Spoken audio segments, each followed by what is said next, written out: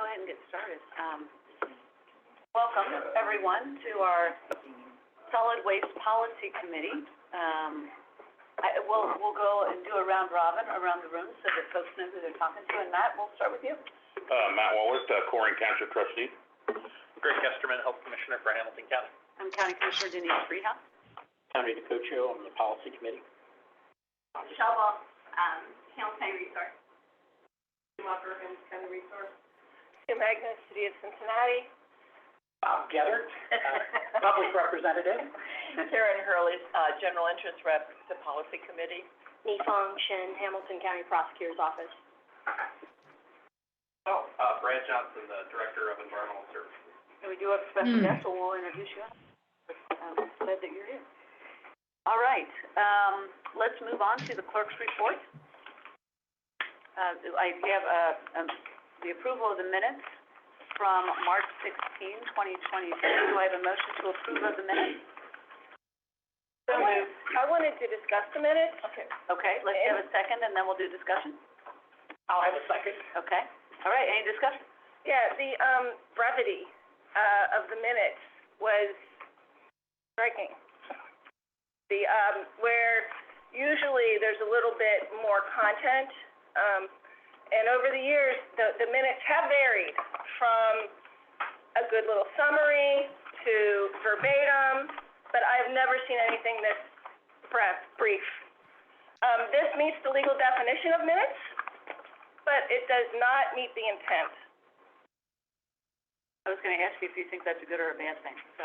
I think we need to find something in the middle. For instance, then I went to the link where, and essentially it was go watch the meeting, which was a 2-hour meeting. And so I'm wondering, Bob, did you get a chance to? Yeah, I somewhat agree with Sue, and because Bob wasn't here last week, and last meeting, and so if he were to get all his information from the minutes. Yeah. I utilize the minutes to kind of grasp the gist of some of the decisions and also any carry-in items that weren't fully finished that we might want to carry to the next meeting. I kind of looked for that in the minutes, and these were a little dry. Some of the minutes that we've had in past meetings were really good, and I know it's hard to take minutes. It's very, very difficult. I cannot do it. So I always appreciate the minute taker. But not verbatim. I don't like verbatim. But I think 2 meetings ago, 3 meetings ago, they were just right. And so just a little more detail than this is what I was looking for. Yeah. At one meeting I had asked, there was a lot going on, and I had asked for them verbatim, but I do not expect them verbatim all the time at all. No. Nor do I think we should have verbatim. No, but I think there should be some content. Moving forward. All right, duly noted. Any comments from? We just decided to base our minutes on the Board of County Commissioners minutes. Oh. Funny. So take it up with somebody else, not me. Because we can certainly adjust and add more That's hilarious. details. But also because of the reporting, that we have the recording. And so I get that there's an evolution, but to go from 19 pages of minutes to 1 page of minutes. Okay. All right, duly noted. So thank you for taking the minutes, as always. I think there was a hand up. Yeah, Sorry. Being the director, so one of the things we have to look at is the amount of time that is put into this. And we've consulted with prosecutor's office and others about this.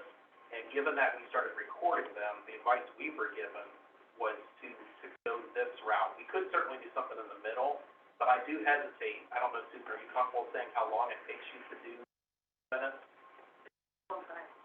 I would guess that. Oh, yeah, I know. I don't want the extended. Other things to do too, and plus we're doing our plan update. So, and we've changed them over time. We definitely did more verbatim during the rulemaking process, and there was a reason for that. Right. So I guess my question would be, how much, as a director, I want to limit her time that we spend on that. So you're just saying something in the middle, or? Yeah.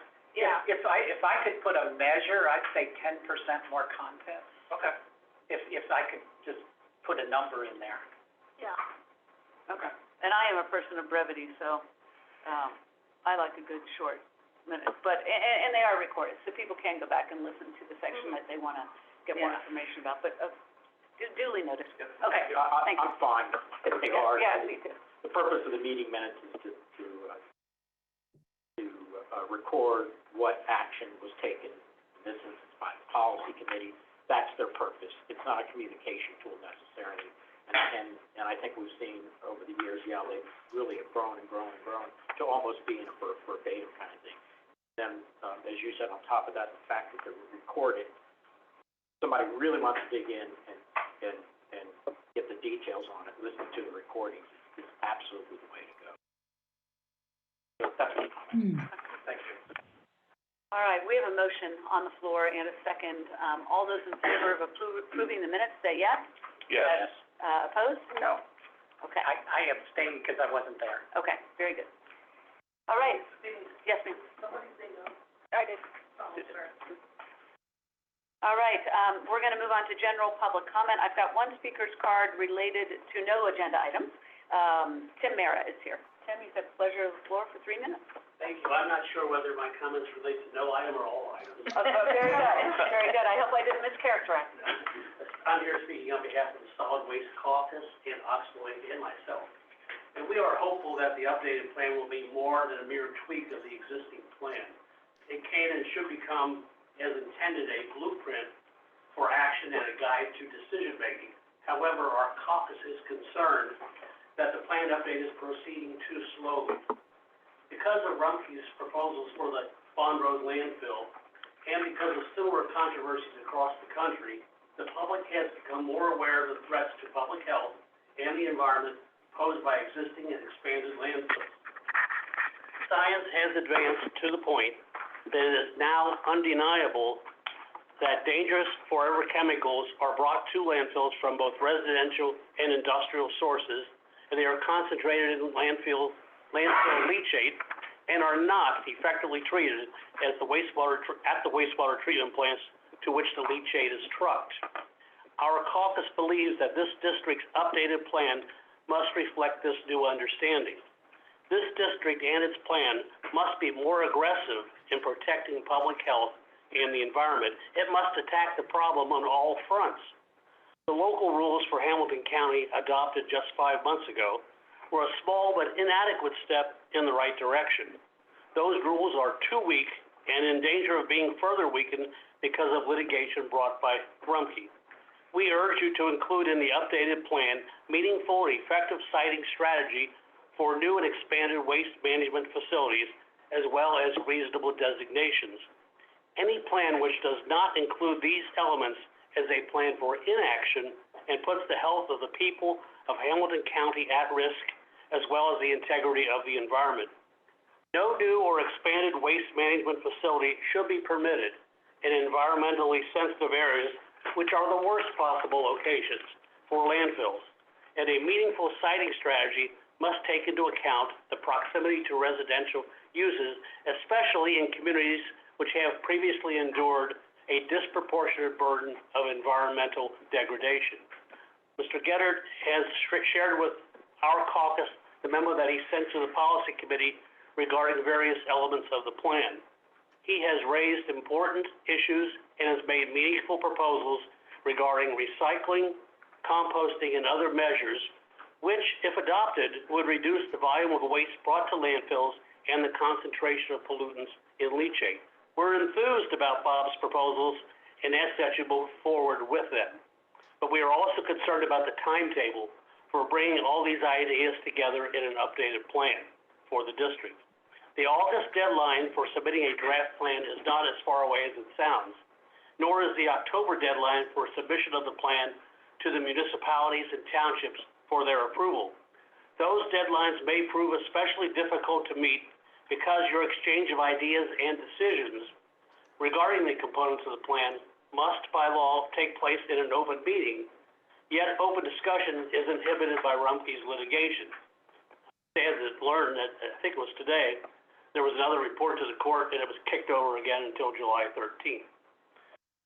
That doesn't sound like anything's gonna happen on July 13th, so we need to get this moving. So please don't allow the litigation to impact the content of the plan. Again, public health and the integrity of the environment are compelling reasons for an aggressive, meaningful plan. Thank you. Thank you. All right, item number 4 is the revenue updates and analysis. Oh, Michelle? wait. We do have two, sorry. Oh, I'm sorry. Commissioner Are they? House, we do have two online that would like to speak. First would be Sam. Sam has her, hand up there. Sam, can you hear us? You're welcome to speak, Marie. Oh, I'm sorry. It said Sam up there, okay. Marie, you've got the pleasure of the floor for 3 minutes. Oh, sorry, my husband and I share this computer and his name is Sam. Very good. We're Yeah. just gonna call you Sam now. That's okay, that's okay. Thank you very much. Yeah, I want to just touch base on a few things that Tim has already said. I'm a member and representing here the League of Women Voters of the Cincinnati area. And I think that one of the things I believe we are all for zero waste. And one of the things that will get us there is the universal recycling proposal that the ordinance that is in one of the documents that Bob Getter proposed. And another thing is to add the newly popular Cincinnati Recycling Hub to the RRI annual payment structure. They are doing an amazing job taking things and they have a market for these things. They're not taking them and storing them. They are doing an amazing job, and I think that they deserve the support of this committee and should be included in our Hamilton County Solid Waste Plan. And I would like to say I don't understand the legal system. I don't understand why the 90-day injunction period is already over and we still have no decision from the courts on that, which Tim said the next meeting in Judge Leslie Gibbs' court is on July 13th. So that's a very concerning thing to us that kind of action is totally impacting our ability to move forward. Thank you very much. Thank you. And we do have one more, Carrie Davis. Okay. You there, Carrie? Hello, hello. First, The floor for 3 minutes. Bob's plan is fantastic. I think he's hitting all the marks for Hamilton County in the direction it needs to go. I thank Bob and Sue and Karen and anybody else in the Waste Committee, the Solid Waste Caucus for their work on that. I am extremely concerned. I'm extremely concerned about the lack of transparency.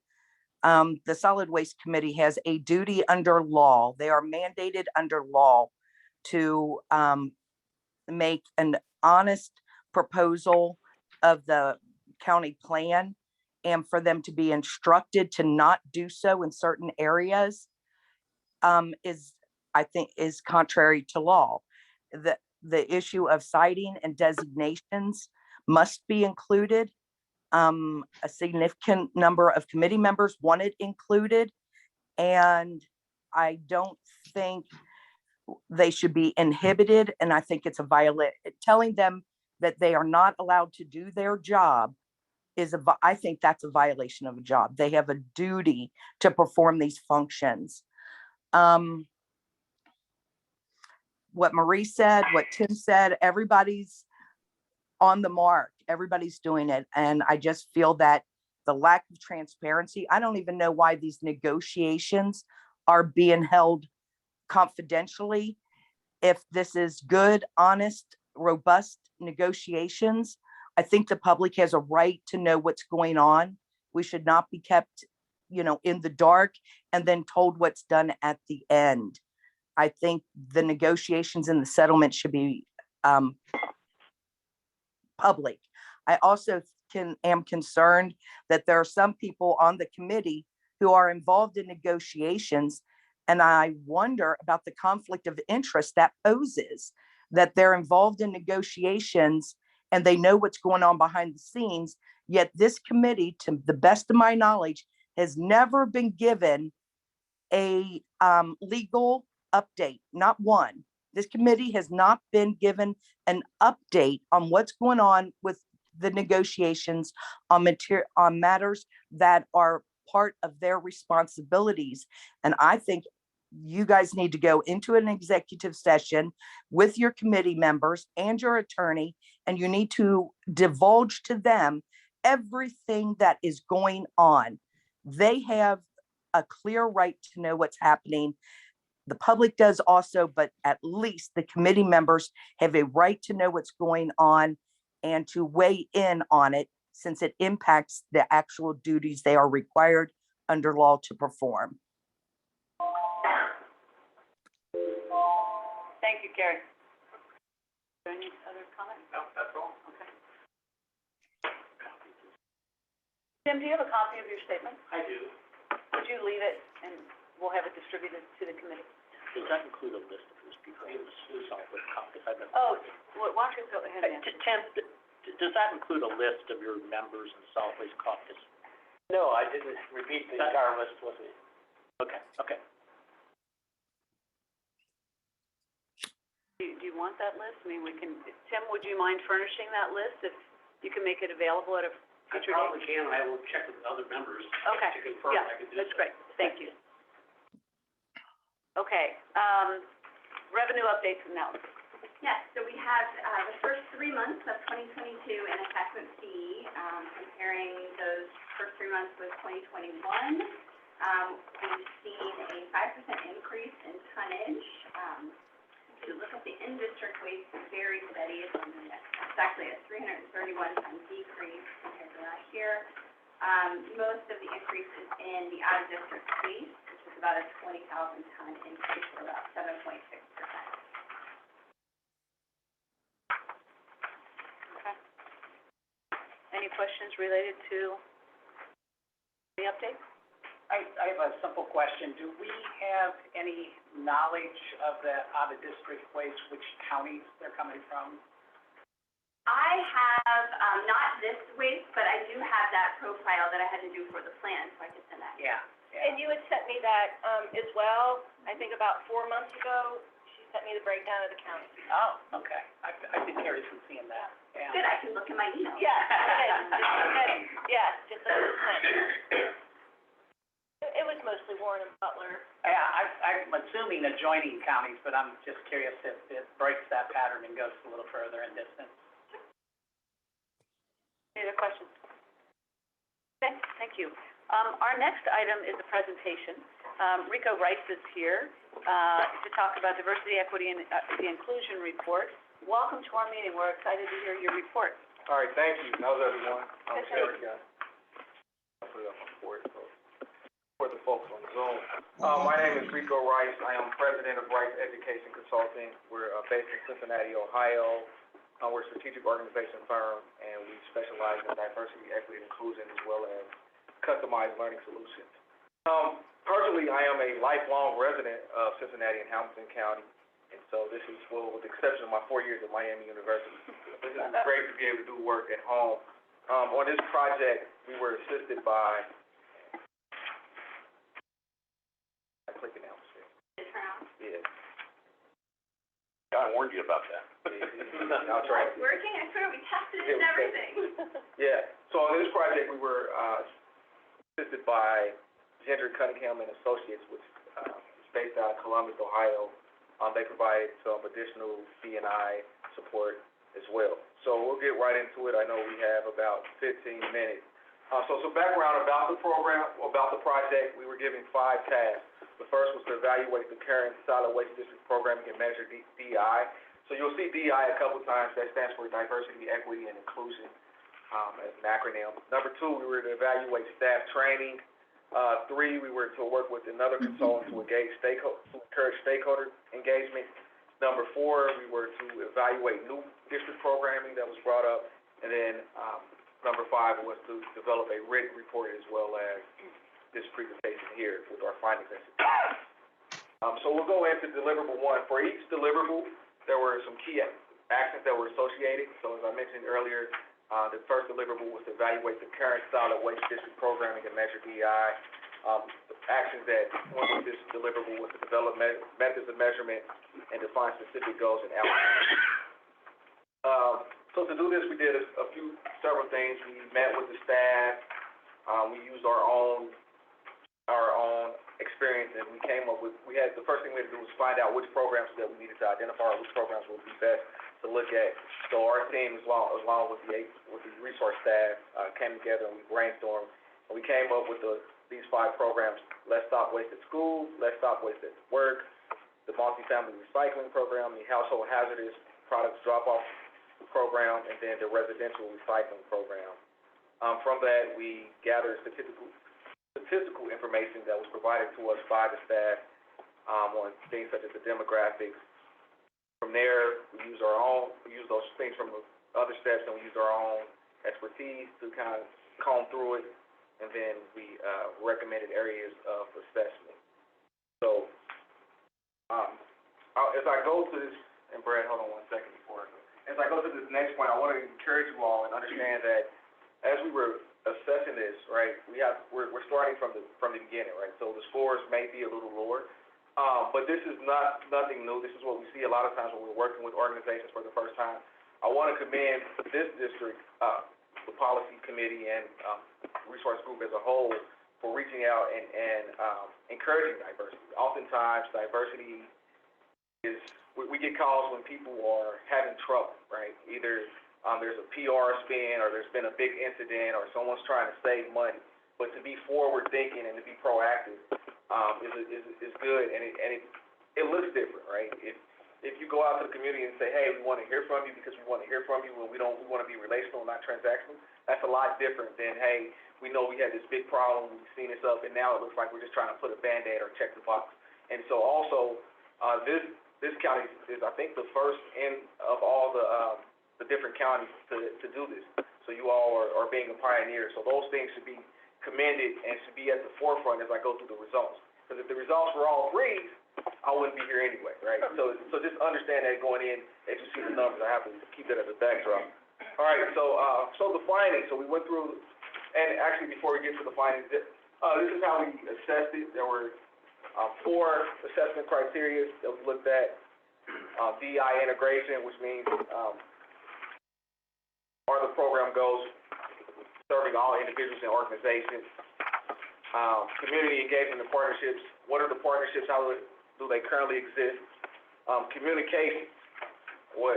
How are we communicating with the populations that we want to reach?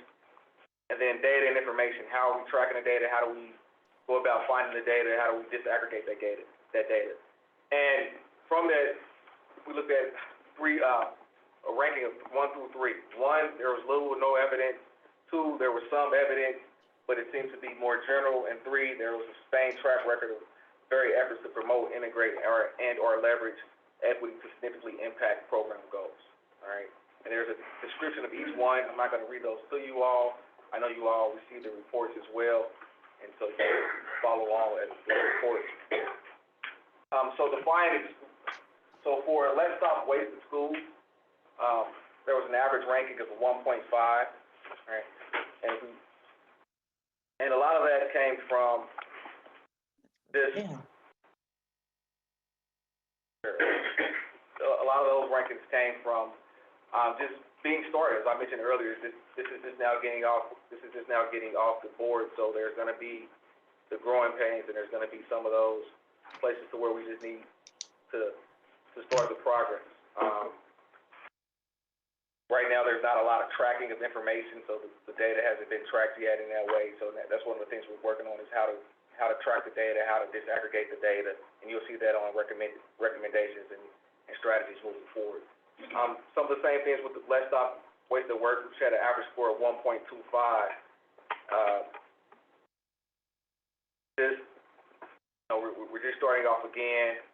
No reference to external communication vehicles being distributed from a lot of the minority population, so really building those up.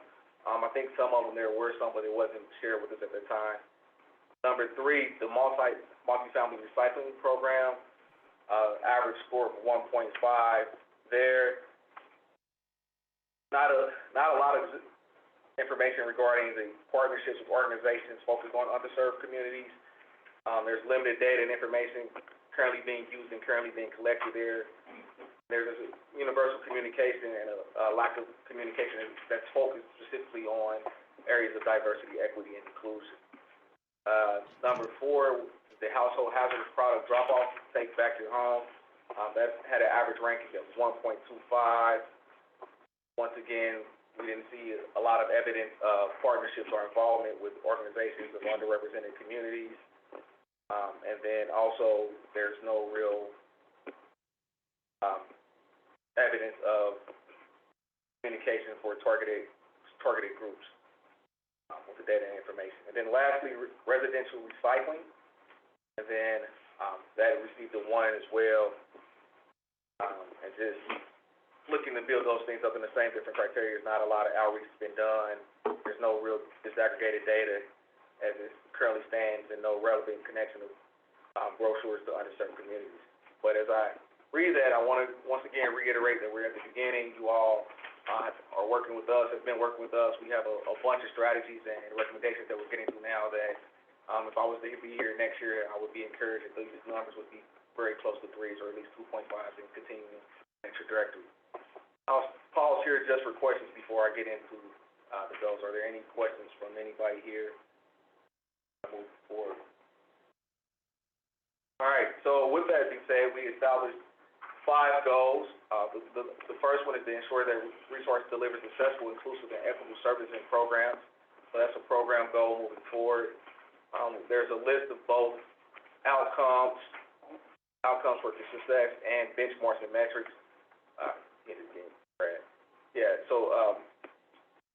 Some that I'll call out is that provide community members with innovative opportunities to learn more about programs and services tailored to meet the needs of all stakeholders. One of the things that we've been doing already is making connections between community members and those diverse groups. So I know Michelle has had some conversations with the president of the Cincinnati chapter of the NAACP.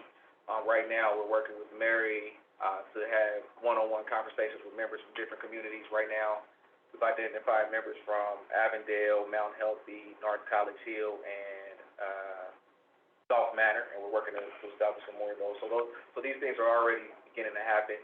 And also, we have some emails out to some folks that represent the Latinx community as well.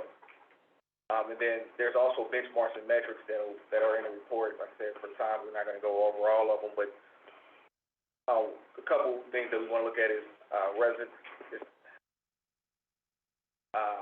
access to drop-off to centers, recycling, program committees, having some program committees developed to really drive forth the BI efforts after we leave. So having some folks that continue to focus on the diversity, equity, and inclusion effort after our work is done. Number 2, the next goal is to invest in community partnerships that inform decision-making and foster full and equitable civic participation.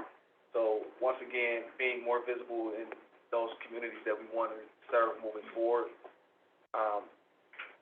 Some of the outcomes for success there, resources are shared with partners from communities and populations facing disparities. So, sometimes when we think about diversity, equity, and inclusion, we think that we have to do it all ourselves. But our approach is always to find those folks who are already doing it and seeing how we can partner and leverage the existing relationships. So that's one of our big focuses when we talk about investing in community partnerships. From a benchmark and metric standpoint, some of the things we're thinking about are listening sessions are conducted in diverse geographical locations. So being flexible to where you are hosting different events. Zoom has made that a lot easier for us as well. But the one thing we have to think about is that not everyone has that access to those things. So just keeping those things in mind. Number 3 is engage with residents and communities in inclusive and culturally responsive ways to make the BI work move forward. And here we're looking at creating resources and making sure that we have resources. One of the things that we thought about, that we recommended or could possibly be an action is an engagement study, looking at the engagement or survey or focus group to understand and update the community on what's going on. Some of that is, like I said, is already happening through one-on-one conversations, but maybe widening the spread some. And then as well as, some of the benchmarks here is media exposure and social media mentions of DEI related, so using some existing assets such as DEI and existing assets such as your social media and other accounts to make mentions of DEI related things, let people know what are going on, what you all are already doing, and then also looking at different languages and how we present our information from not just only for the English language speakers, but also folks that may speak English as a second language. And then goal number 4. Actually, I'm correct. Yeah, actually. Okay, yeah, oh, sorry, That's all right. yeah. I got it now, it's working. You got it, okay, Yeah. okay, I'm not doing it. Yeah, all right, so, 4, engage with residents and communities in inclusive, responsive ways. Like I said, that's a continuation of the previous goal, as well as data and information. One of the things that we have to understand is understanding what data we're collecting and how to collect data, and not just being able to disaggregate it, because one of the things is we want to be as specific as possible so we can gear our programming to those different groups moving forward. And then goal 5 is evaluate and report on diversity, equity, and inclusion efforts to ensure accountability and transparency. The best DEI programs, initiatives have accountability and transparency as hallmarks. So making sure we're being accountable, we have those accountability measures in place, as well as being transparent and sharing it with the community is always a good action to take. So those are our 5 goals. Are there any comments or questions here before we move on to our second deliverable? All right. And with those, there's strategies that we want to call out as well. Number 1 is making sure we're communicating, so developing your communication strategy. Number 2 is work to build those informal and formal relationships. So having those partnerships, being able to communicate with those groups, and making sure that one of the things that came out really apparent when we were having some of those community conversations is they want it to be relationship based and not transactional, right? So making sure we're not just doing it, but we're really caring and listening and making change based on those recommendations of what they're seeing and feeling in their neighborhoods. And then also develop strategies to remove barriers and create opportunities of participation from undercover communities and populations. We'll talk a little bit more about some of the ideas we've had there when we look at the new program evaluation. Right. And then, as I mentioned before, it's very important that we have accountability. And so, some of the things that we talk about when we're talking about ensuring accountability is monitoring and evaluating goals and objectives, being transparent with the information, having some feedback loop, having a way for communities and members of the community to let you know what they're seeing, hearing, and feeling, and also engaging everyone, not just the communities, the staff, and communities, and working together as a collective. All right. So, any questions for that deliverable that before we move on? All right. Number 2, community engagement strategies. And here we had one task, and that was to suggest ways to increase the DI district stakeholder engagement. So we worked with the consultant Karen Lucan, and what we did was we helped her develop a focus group for minority and women-owned and LGBTQ-owned businesses here in the city, business owners in the city, and we just talked to them about what are some of their issues, some of the things they're seeing. We had 3 key insights. One is that although personally they believe in recycling, it is not a business imperative for them right now, currently. And then number 2, the way that this organization can be most effective is to tap into already existing communication channels. So one of the things that we heard was that they were saying, how do we get the information out? And they were saying, hey, we get bombarded with newsletters, we get all these different things already, so to just send us another newsletter may not be the best idea. But if you can tap into some of the ones that we are already looking at and just have your little piece in there, then we're more likely to take action. And then the third and probably the biggest one is that their decisions, their focus areas, their priorities are driven by their customers and and their suppliers and those pieces. So whereas personally, they thought that recycling would be, is good, it's not, for most of their industries, it's not a business imperative, so they haven't done as much to, adopt those standards. So, and they serve large customers, so the better we are at getting large customers to adapt and attach that to their goals, the better they'll basically follow suit. So it's one of those type deals. So with that being said, had 4 recommendations here when it comes to engaging the community or business owner community. Develop multi-tiered communication slogan with both a catchphrase and call to action.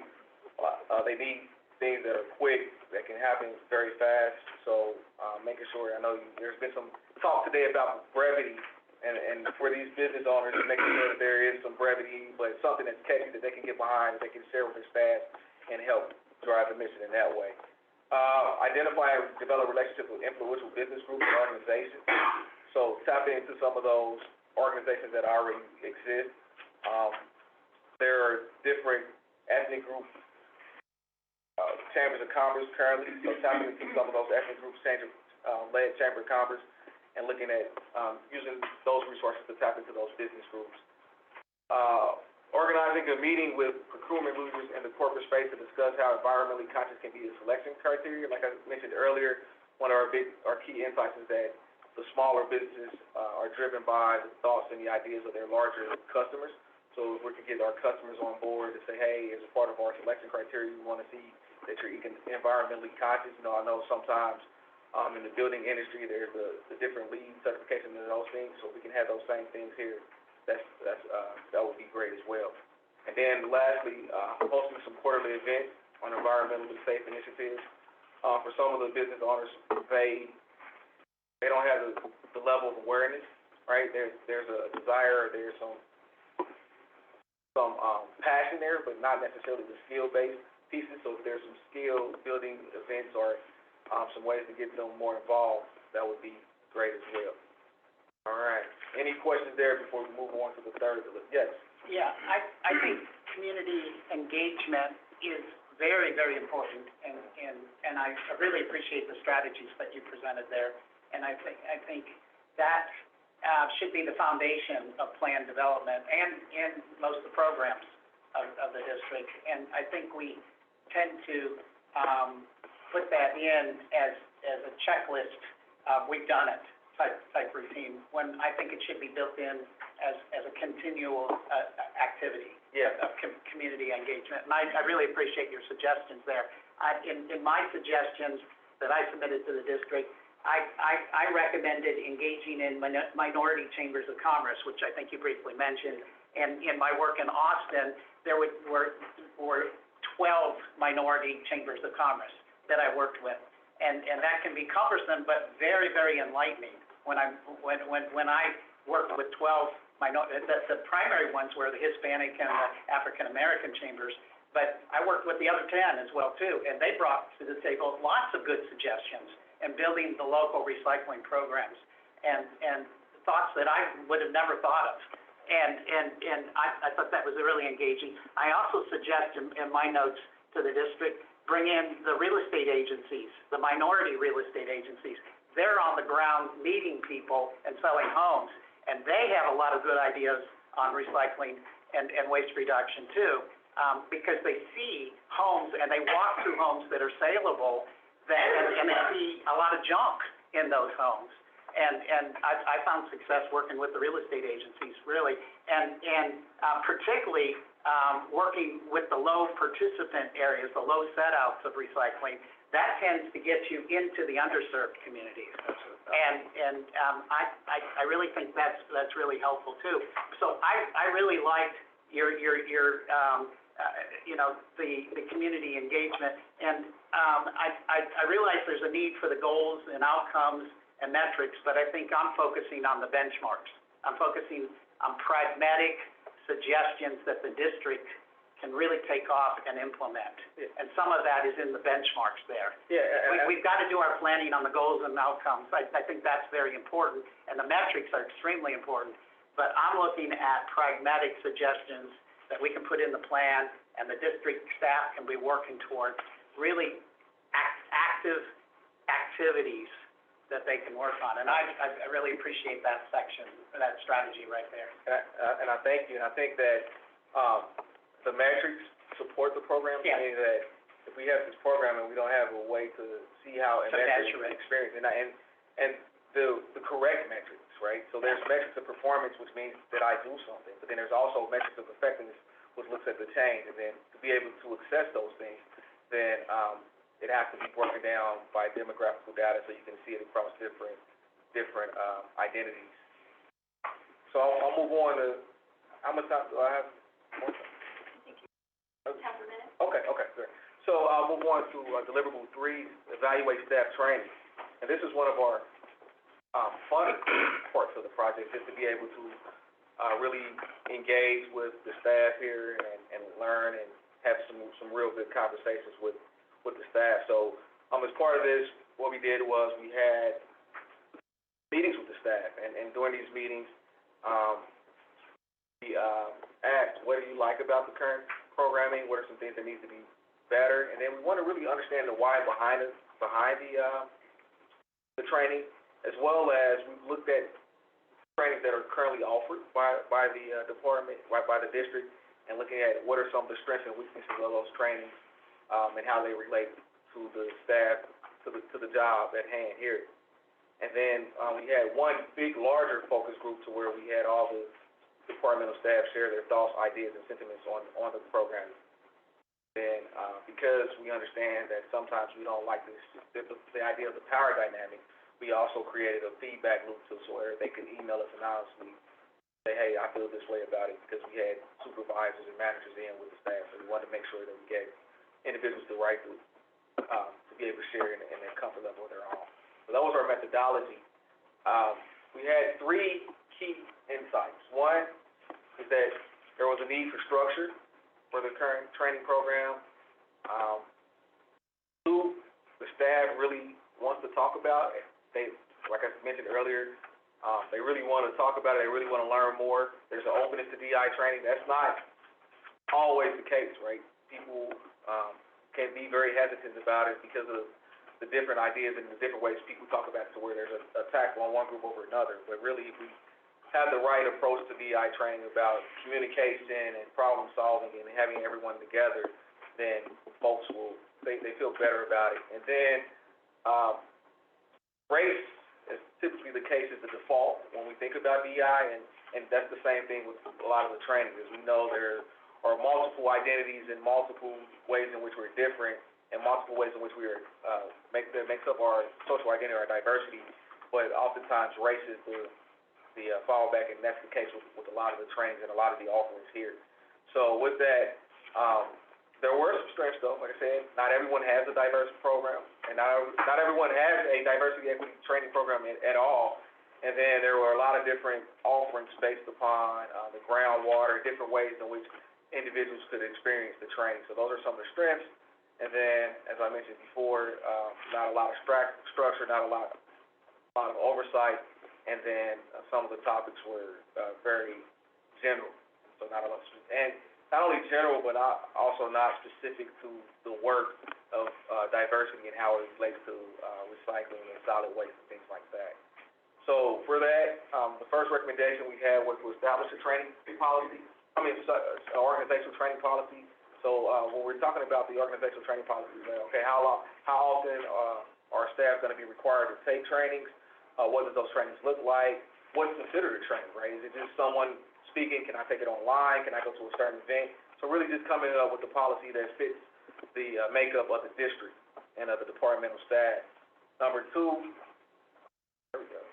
Identify and designate an individual to lead the program. And this is important because we just said it lacks structure and oversight, so we have to have someone who's going to be responsible for maintaining and making sure that people are taking the training as they so are required.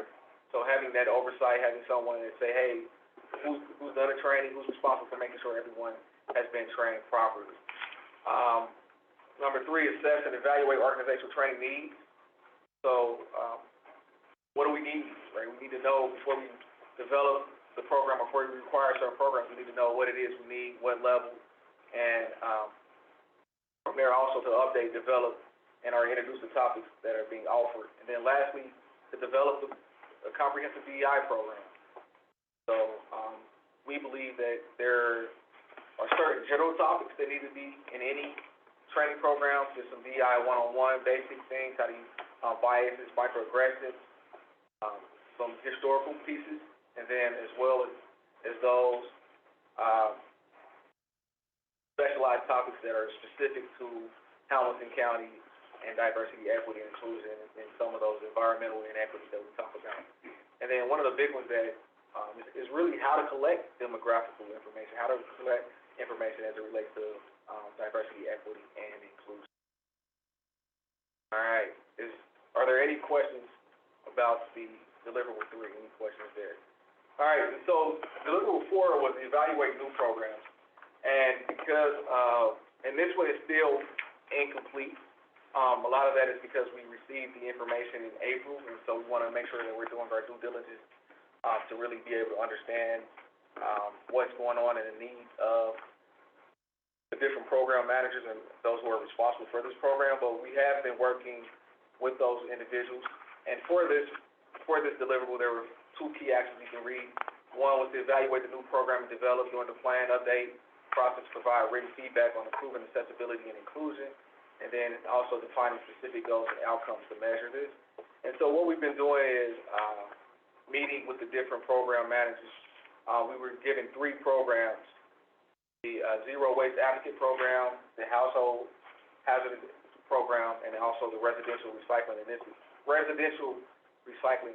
Program. And so we've been working with the different program managers on these programs, understanding what it is they're looking to accomplish, understanding more about the program in general, and taking what they want to accomplish, looking at it from our DEI lens and providing recommendations.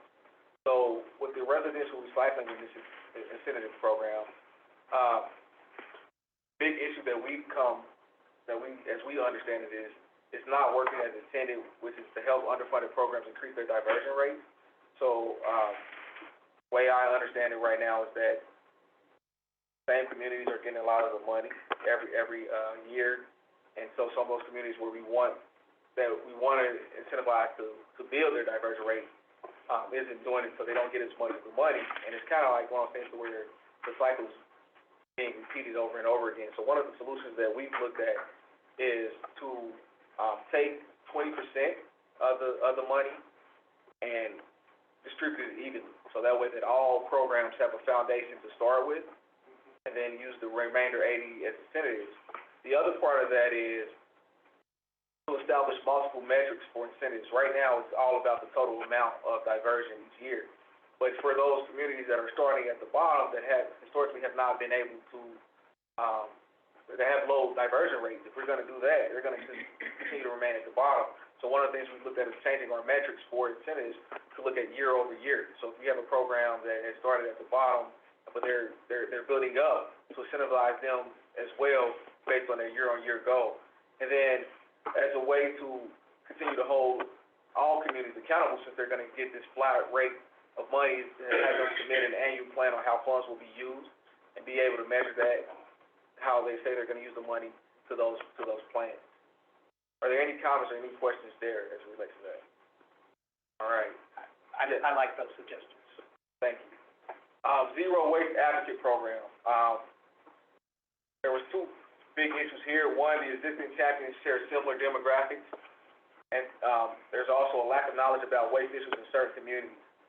So we don't have any solutions there yet, but one of the things that we've been doing to come up with solutions is what I mentioned earlier, and that's setting up meetings with existing community members. So we were given a list of 9 of the communities in which the program manager will want to target and have conversations. So like I said, we've made initial contact with 5 of those neighborhoods. We have some Zoom meetings coming up with different residents in those neighborhoods. So this is still a work in progress, but it'll be in the final report by July 1st. And then as part of that is making sure that we're approaching it from an equitable lens. So we're reviewing the interview questions. We're coming up with a discussion guide to really get the information that we want, but make sure that we do it in a culturally sensitive way. Those are some actions that we're taking there. And then lastly, the household hazardous product program. The big issue or big issues that we heard there from the program managers, the program flexibility, right? That's really looking at how it's offered, when it can be offered, the time of day, all those things that may make it harder for certain groups to access and take advantage of the program. And then also with the fee base, because it's so costly, if you were to expand it, it would be a pretty big cost. So how do we then look at a fee-based system for those that may not be able to make the economic adjustment? How do we create a fee-based system so that they aren't priced out of the program if we continue to expand it? And so some of the key actions there, so what we're doing now is this. You have a question? Okay. Yeah, are you, when you say fee-based, you're talking about charging people to use the program? So how does that help low income? Well, that's one of the big issues from Express. So, from my understanding, there's two sides of the story, right? So there's, the program right now is inflexible, so it's offered one day, it costs a lot of money, it's at one site. So if we expand it, it's gonna double and triple the money that's required. So there may be a need for certain families that can afford it to be able to pay for it, to make it more flexible in that way. So then the question was. So income-based program, is that what you're thinking? Well, no, that was the question that the program manager asked. Okay, if we wanted to enact an income-based or fee-based program, what would it look like? So that's one of the questions that we're helping to solve. And so the big issues are so when we talk about the big issues, these are questions that the program manager has as it relates to barriers that they see with equity. And so we're working with them to think through those things. And one of the questions is, if we enact a fee-based program, what would that look like? Does that make sense now? Yeah. Okay, yeah. Yeah, and in researching fee-based programs, you might want to check out the EcoCycle program in Colorado, the CHARM program. They do have a fee-based program. Okay. And I'm not sure how they handle low income, but they do have some form of I think an income-based, I'm not sure, but they do charge fees, and it did not decrease the volume of material coming through. Which is interesting. All right, thank you for that. Yeah. So that's what we're doing now. We're researching the fee-based structures, and then we're gathering demographic data. One of the things is that there's not a lot of disaggregated data regarding who participates now. And as a part of that, we're working to develop a feedback survey and get a survey to where when folks are signing up, asking some of those demographical data questions so that then we can understand it on the back end. So those are the things we're working with that program. All right, any questions? All right, so here are my final thoughts. One is just that you all should be committed for what you all are already doing. And then as you look to the future, prioritize and determine a time frame for goals.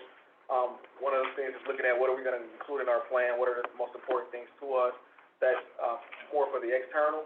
Internally is the training program to develop the awareness and ability of staff. So the more aware, the more knowledge-based staff we have, the better these things become second nature, and those conversations are happening internally.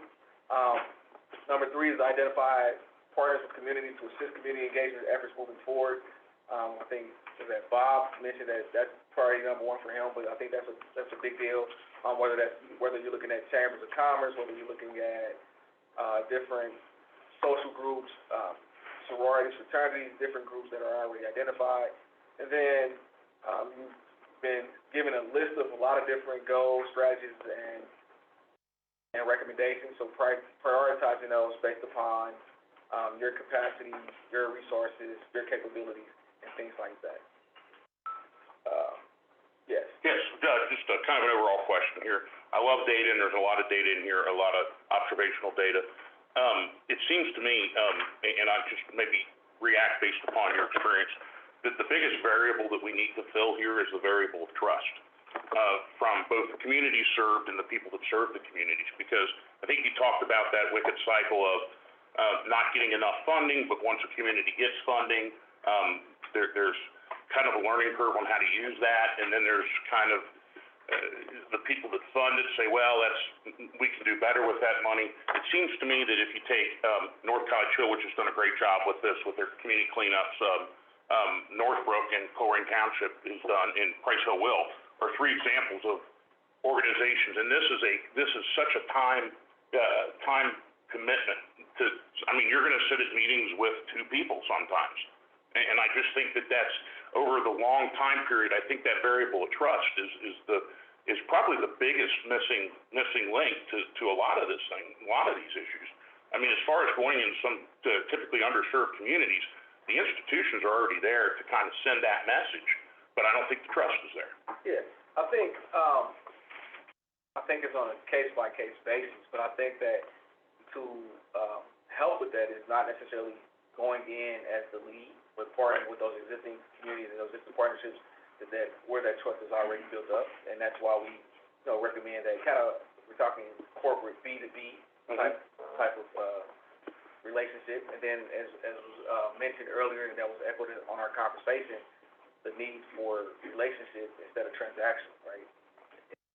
Those things go a long way with the trust. And to me, from my background of understanding kind of, especially urban areas, underrepresented communities have been underrepresented, not in the terms of years, but in terms of decades. Yeah.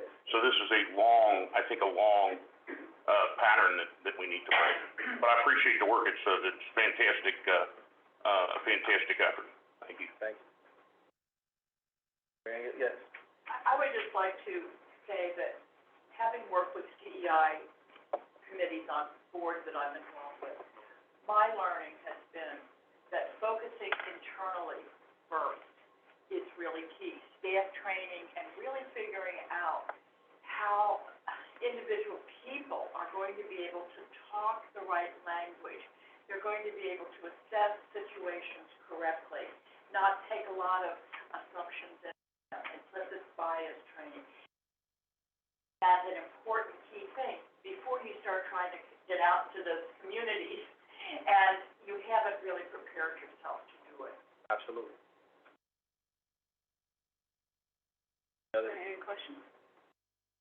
Thank you. I think that I pulled out the top one where the evaluation is, and we're not doing very well at the moment, but, as you say. Nothing I said is As you say, compliments to the staff and to everyone around the table for making this a priority, so that we can do better. And we know we can, and we know we need to. So those numbers, I'm gonna pull that out and set it right here, so that, next time we have an update, we can evaluate ourselves and the work that's going on. But it's really helpful to have it's kind of a strategic plan, that you've helped design for us, so we can move forward.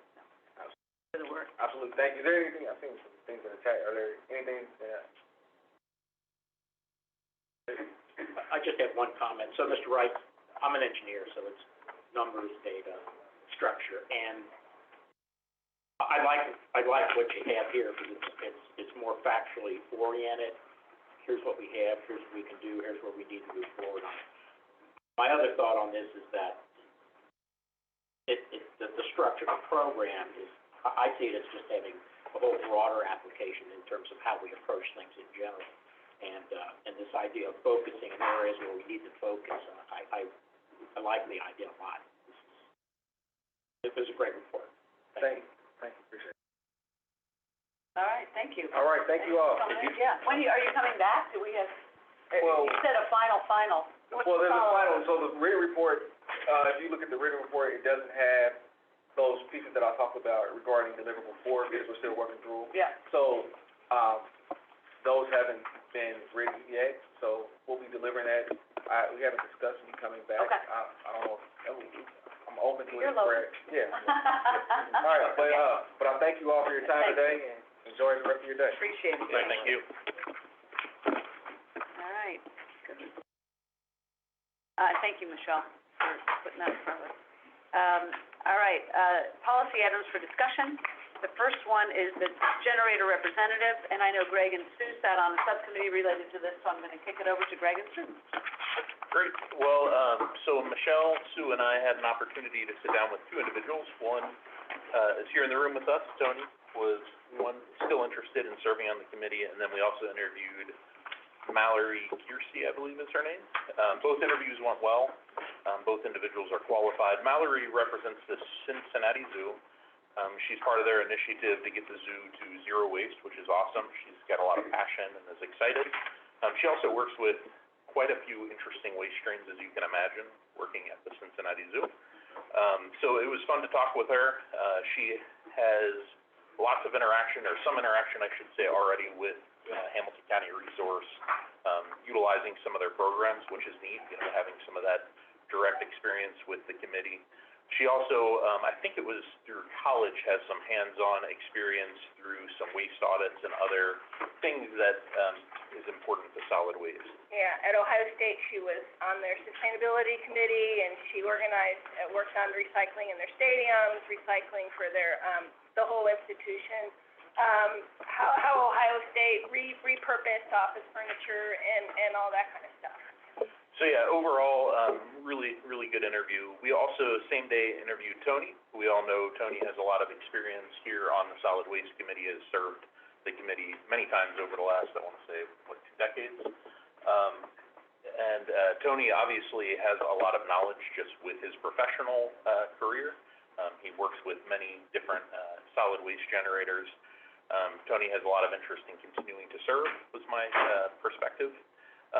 One item that did come up that I think probably we should direct to Nifong was, Tony mentioned that he does do some work with Rumpke in an environmental compliance perspective. And so I think it would be worthwhile if Ms. Chin would be willing to share. Is there any concerns from a conflict of interest or anything like that?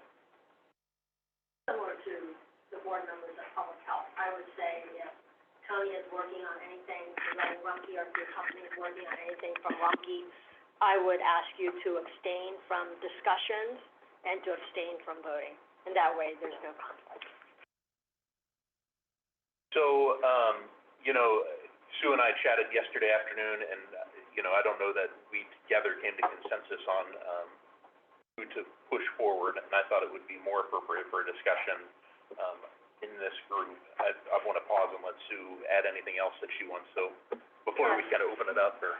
Yeah, I thought Mallory interviewed really well. She's really she's knee deep into the waste industry right now, and she has been for several years. And she actually works for a company that generates waste rather than a consultant engineer. So I think her experience does lend her to this position better than Tony. And then, although I really appreciate Tony serving all these years when we were unable to find anyone to volunteer, he stepped in many times to help us out. But especially now that he's working with Rumpke, I think that since we have a well-qualified alternative who is an institutional generator, that I would recommend Mallory. And would like the committee to... Just a general question. Tony, are you working with Rumpke right now, or is your company, or? Yeah, we work with them on compliance issues, yes. Okay, all right. But again, you heard me say about abstaining and voting. Yes. But yeah, with that, I mean, I'd like to see what other people's opinions are of that. Yeah. The only other item I think worth making sure, and Michelle or Nifong, please correct me if I'm wrong, the way the actual vote goes, the 4 statutory members are the ones that actually make the vote. So it's Sue representing the largest city in the district, myself as Health Commissioner, County Commissioner at Treehouse, and then and Matt representing the largest, or representing the township's election. That's correct.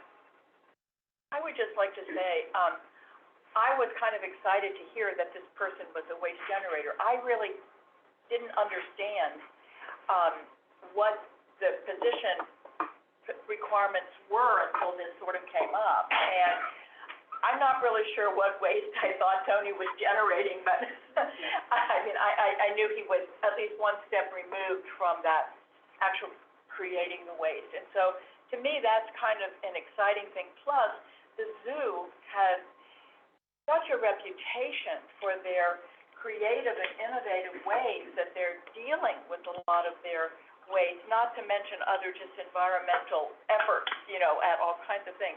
I would think that would be an exciting member to add to the committee, realizing that we would miss Tony's historical perspective on all these issues that come up.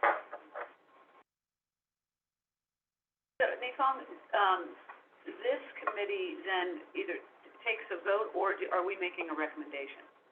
The taking a vote. This is the final vote. This is a vote, and then whatever vote you come up with will go to the commissioners to ratify, Okay. because you are a policy group of the commissioners. So we got the process correct. Okay, are there other comments? So Greg, Sue has made a recommendation, do you also have a recommendation? So, I probably will go opposite of Sue and recommend Tony, only in that I've enjoyed having a different perspective on this committee. I feel like, Tony has, certainly a perspective that aligns a little bit more with the waste industry, which is, I think, a good voice to have in the room. So I would recommend Tony. Yes. Any other comments? Matt, you have any comments? What happens in the case of a tie? Nathan, what happens in the case of a tie? I'm glad you asked. Under the Ohio Revised Code, and it falls under 3734.54B7, and I will read you, and it states that, a member representing a generator or general interest of citizens or a public member appointed to fill a vacancy occurring prior to the expiration date of the term for which his predecessor was appointed shall hold office for the remainder of that term. A member representing a generator or general interest or member shall continue in office subsequent to the expiration date of his term until his successor takes the office or until a period of 60 days has elapsed, whichever occurs first. So, if you're tied today, you guys will have to go back to a drawing board or, do some maneuvering to see if you can get the votes, or you're gonna need to get some other candidates to bring forth. And Tony will still sit in his position until that person becomes available or 60 days elapses, whichever occurs first. I guess I should have set the table by saying that Tony's, term is expiring, which is why we're doing this to begin with. I neglected to point that out. And I believe the expiration date, Michelle, is June 6th? So this is timely right now. Okay, and so I am a little conflicted on this. I have appreciated Tony's experience too, especially as I think probably the almost newest member, and some of the difficult issues that we've had to contend with. I do think it's been helpful to have a balance of opinion in the room, so that we can sort through some of the difficult issues. I have read through the application from the other applicants, and while I appreciate her interest, I can see that she doesn't have the experience or the historical knowledge that Tony does. And so at this moment in time, I'm inclined to lean more towards the historical perspective, and the balance of knowledge in the room in order to help us make some full decisions here. So that's my preference. We'll put it to a vote in a second. But I do want to say that it is exciting that this young woman is interested in serving in this capacity, and I do want to make sure that we keep that on the radar moving forward. So I think I agree with Commissioner Dreehouse on the conflicted part, because I think it's great to have somebody who's, what was the phrase, knee-deep in the weeds fighting this. But I guess I found with, there's textbook government and policy, and there's reality government and policy, and to me, the hardest thing is to sometimes get the people that understand how to get desires to the policy level. And for that reason, I lean towards Tony as well. are there any other comments? Chair? No, we can't have comments on this, no. So are you guys, so you wanna put him on for another 2-year term, or you wanna, have some time to republish, to promote it again and see if we can get some, you want more experienced candidates in the waste industry? Well, I think that we've got 2 candidates in front of us, and the term is going to expire soon. So my preference is to take a vote, and see if we can get to a consensus. If we don't get to consensus, then we go back out and as Mifong said, I guess start all over again. So I feel like it's first things first. Let's take a vote and see if we can get consensus, and then if we don't, then we'll proceed from there. So I don't know who makes the motion. I will make a motion that we appoint Tony to re-up his term on the Solid Waste Policy Committee. I will second that motion. Any discussion, other than what we discussed? All right, those in favor say aye. Aye. Aye. Aye. Opposed? Aye, no. Okay. All right. You guys have it, and you've been reappointed. Thank you very much. Appreciate your confidence, and, look forward to continuing on. I think there are some interview that I related to Sue and Greg. There's some challenges coming ahead for the district, and, while they're challenging, I think at the same time, it's a great time for the district. If I could say one more thing, Michelle, if you could really make sure to relay back to Mallory, she was extremely impressive, and, I think, would have done a marvelous job on this committee, and certainly my vote for Tony is not a vote against Mallory. In fact, I would like to see her involved with other initiatives. Ditto. And I recognize I didn't have a vote in this discussion, but just a clarifying thought that Tony's, there was thoughts about Tony's, conflict of interest. That only applies to the Rumpke issues. His voice is very valid on all the other issues, and there's a lot of plan update discussion here. Yeah. All right, very good, thank you. We're gonna move on to the carryover balance spending. Michelle or Karen? I will turn it over to you. Okay. Yes, I would very much like us to initiate a process for appropriating some of the overage funds from last year's budget. And I think I'm correct in saying it's about $2 million. And ever since this was unveiled, I think it was probably the end of the summer meeting, I've been waiting for it to come up, that we would talk about, what creative things we might do with that money. I'm sure all of us could think of so many of them. But it never really came up as an agenda item, and I hadn't proposed it as one. And so I had brought something to Michelle, and said, what can we do? And she said, well, we really need, to be fair, we can't just entertain one proposal, no matter how valid it might be. We need to have some process that a variety of people have an opportunity to submit. And so, I had thought a little bit about this and said, well, since we're in the throes of this 5-year plan update, I would like to propose that we do institute a program or a process to disperse some of these funds, not all, and that could be a point of discussion, how much. Maybe, I think Michelle and I had a little discussion with her. She said, well, maybe $500,000 of the $2 million could be available now to entertain some grant proposals. And my suggestion would be that we put a limit of $100,000 on a proposal. So there could be a number of proposals that are looked at, and that because of the 5-year planning process, we would say that the proposals had to directly reference how they would add to diversion in the county and help advance the goals of the 5-year plan as they're being, developed, or at least as we think we're moving forward on them. I don't want to wait until we're all done with that, but I think what we all know is we need to increase our diversion rates. So, I would like us, and I don't know, maybe the best thing is to make a proposal, make a motion, and then discussion and see.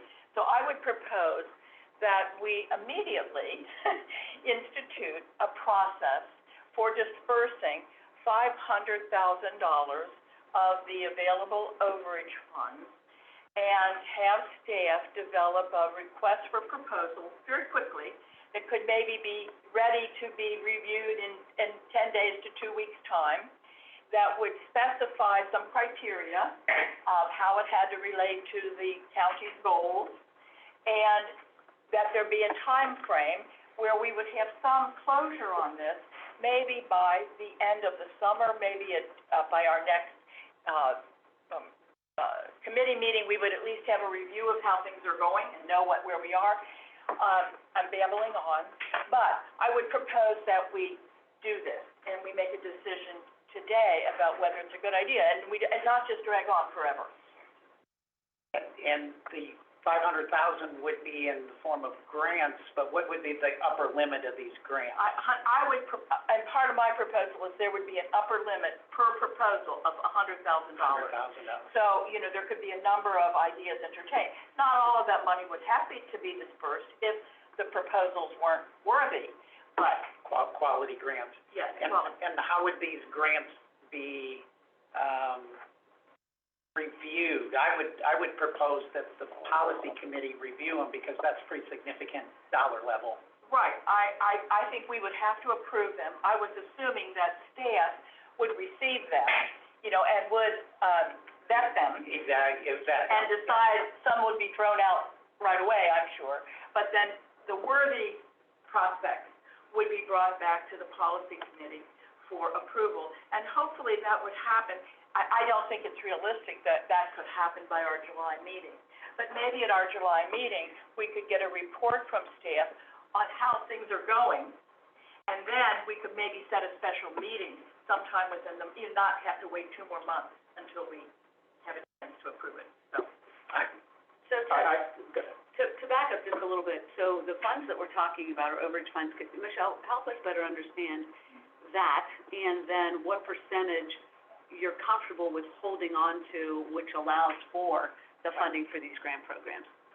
So, we have, carryover balance, and I don't know it off the top of my head, but, we have a policy that we have to keep 8 months operating.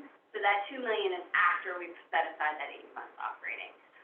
There may be some things that come out in the plan, some major infrastructure, maybe household hazardous waste, or something that we want to spend some of that funds on. So it would not be my recommendation that we spend all that money right before we, pass a plan. But I do think it would be, appropriate to set aside $500,000, like Karen is saying, for major infrastructure that would help improve waste diversion. There's no reason to wait on the plan to do, infrastructure improvement that we know needs to happen. Right. So, I think, does that answer your question? Yeah, I want to suggest that maybe as we think through, this program and get kind of outlined, maybe the 500,000 is the amount right now, but maybe we determine what percentage of the overage past the 8 months we think is reasonable, whether it's 500,000 or a different amount, depending, right? And we think through what percentage we might like to, expend, leaving enough of a reserve, right? So in this case, it's 25%. So maybe that's the sweet spot, I don't know, and maybe that could be part of the recommendation, or the report back from staff. Try to help us kind of get our arms around what percentage makes sense. Yeah, my only concern about delaying a decision about that is to write the request for proposals, you're going to have a specific dollar amount to put in there as the upper level. No, I'm totally agreeing with you. I just want you for the future, it's not 500,000 every year, because we don't know. What the overage is gonna be, so, That's right. and on a percentage. I would see this as a one-time thing, because we have quite a bit of overage funds, which is a wonderful It's not typical for us to have an overage. Right, and so I see this as more a one-time. It's higher than normal. I misunderstood. Yeah, one-time thing related to the overage, plus also the opportunities related to the 5-year planning process. I see, okay. Can I add one more? I think. Sorry. Go ahead. No, you're fine. You're first. I like the idea, but I said before, I like to think these things through in more detail. Bob was bringing up some of the aspects that need to be looked at, and just off the top of my head, and I don't expect answers, but are these for capital expenditures only? Are they gonna include operational expenditures? Are we gonna let both private and nonprofit and governmental apply?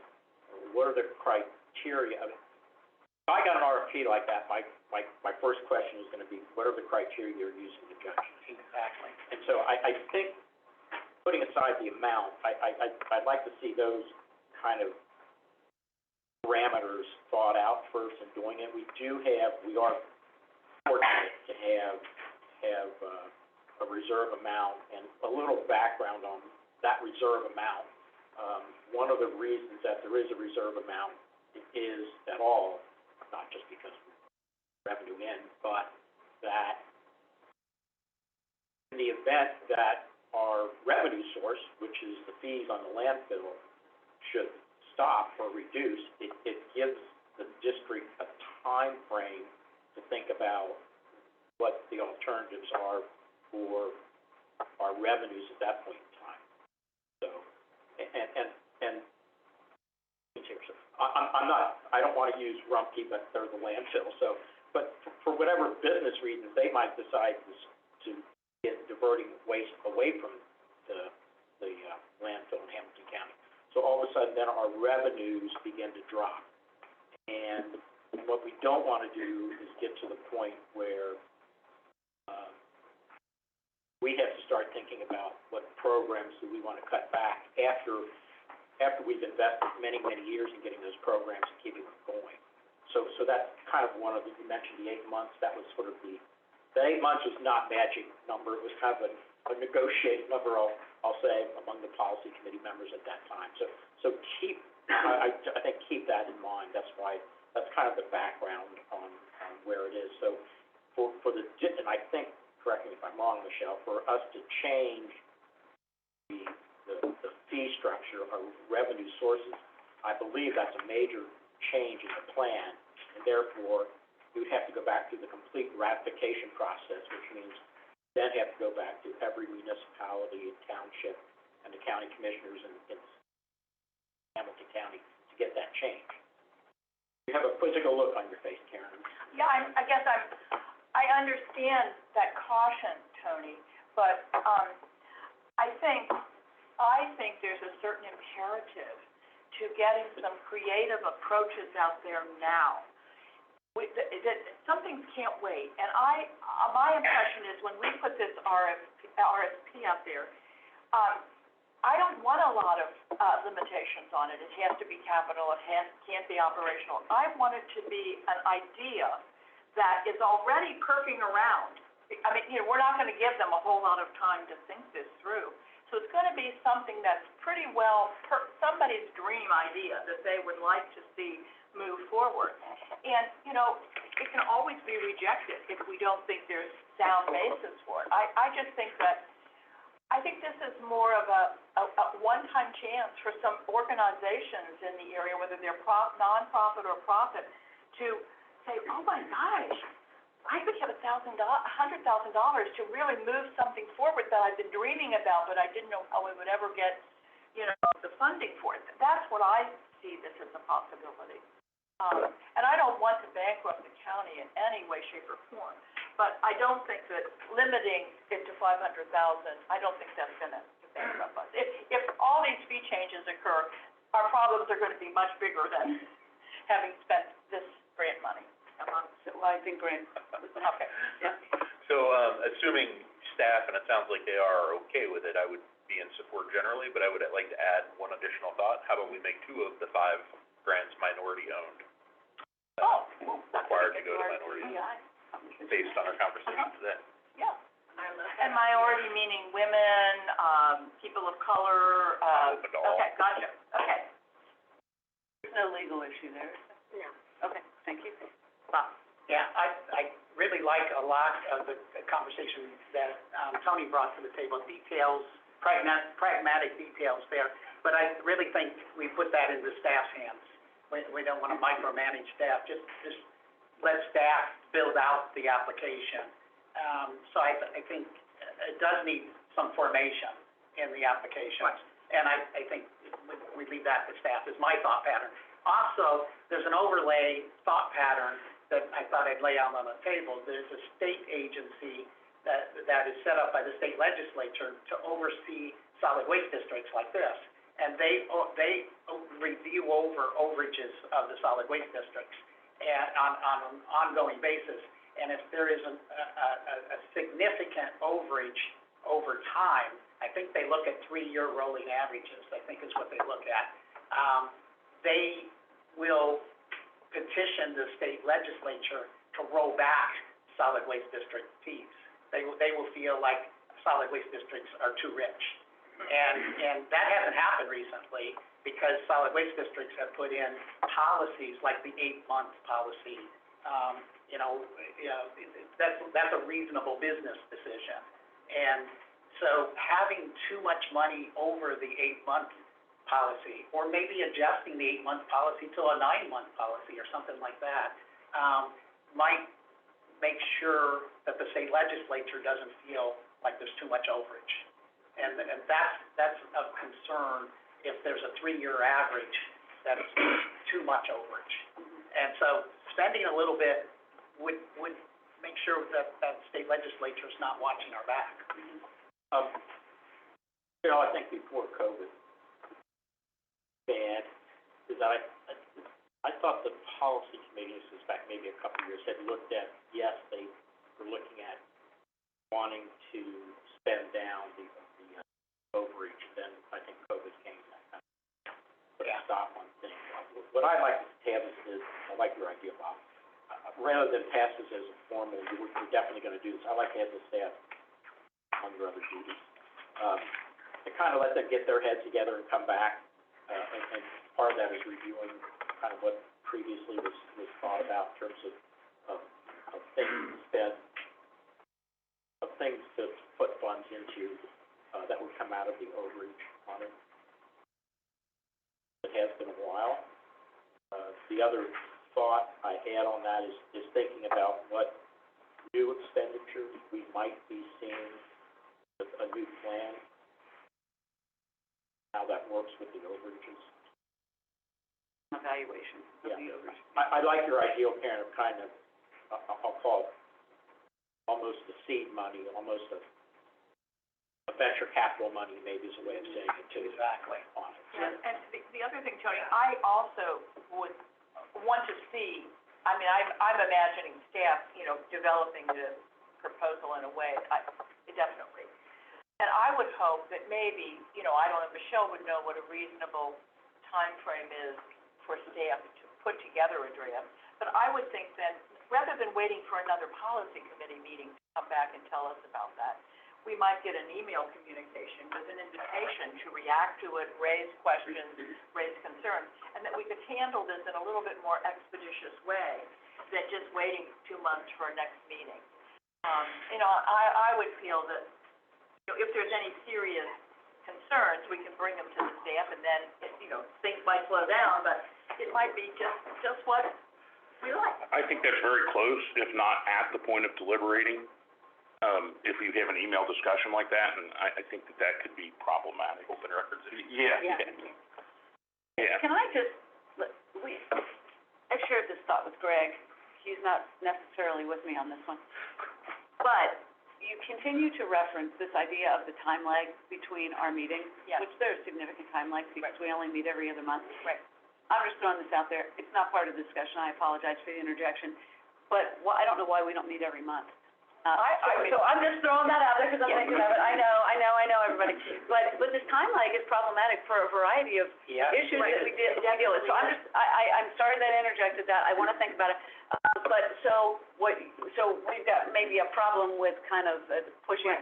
So, but the idea would be for staff to take the idea and say, all right, here's what we think the appropriate approach to the overage should be, and the amount of money one time, I didn't realize it was one time, I appreciate the clarification, that would be available, and then how to go about putting out an RFP perhaps for projects for that overage. So is that something that we are comfortable directing the staff to do that? Yes, and are you suggesting that at least as whether we'll call it an emergency measure or a temporary measure, we might call a special meeting in June to be the focus of this? I would, if I may interrupt, at the end of this meeting, I was gonna suggest having a special meeting in June. We have a regular meeting in July and have a special meeting in August to continue the plan, discussions, and that could merge with the plan discussions as well. I discussed that with, Michelle, and I was gonna bring that up at the end of this meeting. It's not on the agenda, But I think we need a meeting every month to move this plan discussion along and not have the interruptions of having it every other month. So it So just, that's the broader, you know, the broader You plan. two are Yeah. thinking on the same page. No, I've seen this ever since I got here.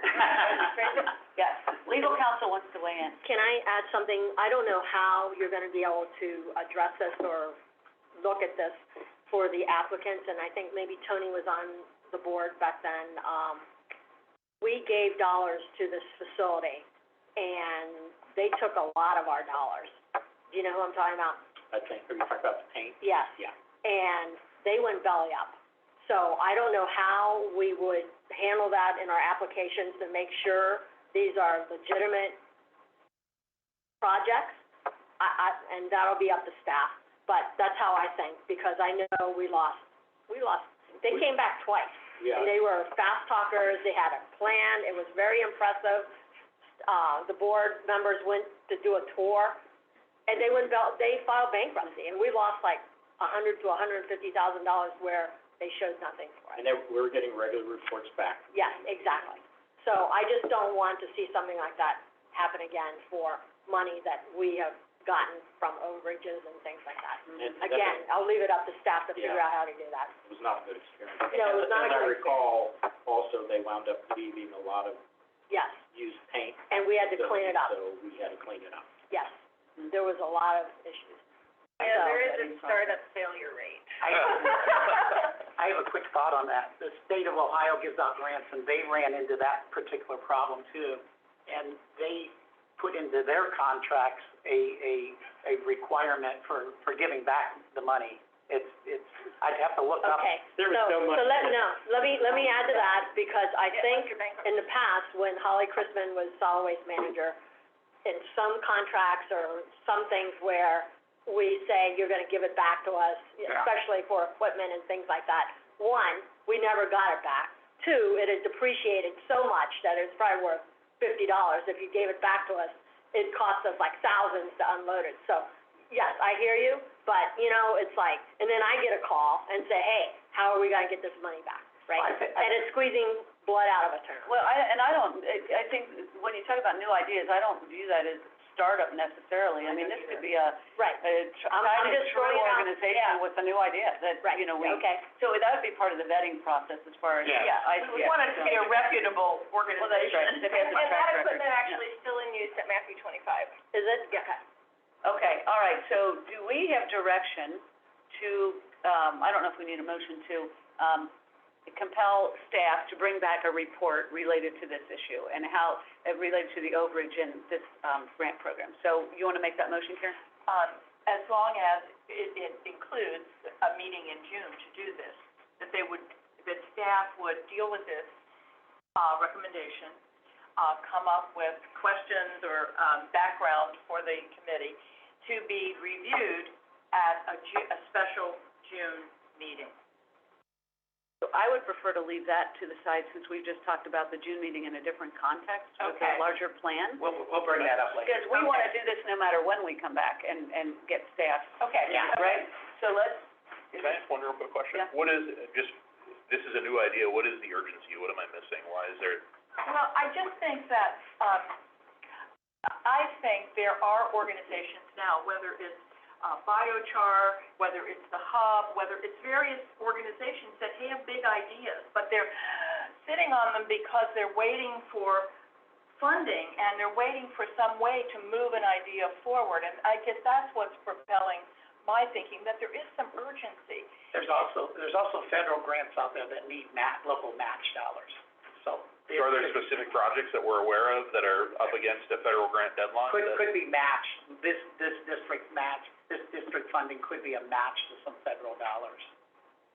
So, And we're still timing's waiting important. on details of this federal. oh, that's very true, very true. in the But offing it'd anyway. be great if this program is ready when that comes out, man, There's a timing issue there. Yeah, and I hear what you're saying. I mean, it's new, so we really, I hear what you're saying. You wanna get it out as quickly as we can, but it's new, so it's not like we're Right. behind the eight ball. We're probably aware of about 4 different projects that could qualify.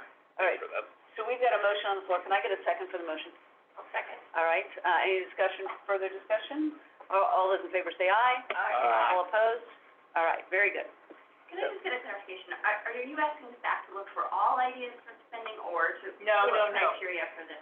500,000 is what I heard. Got it. Right, yeah, whatever you would need to put together a request for proposal for this $100,000. Yeah.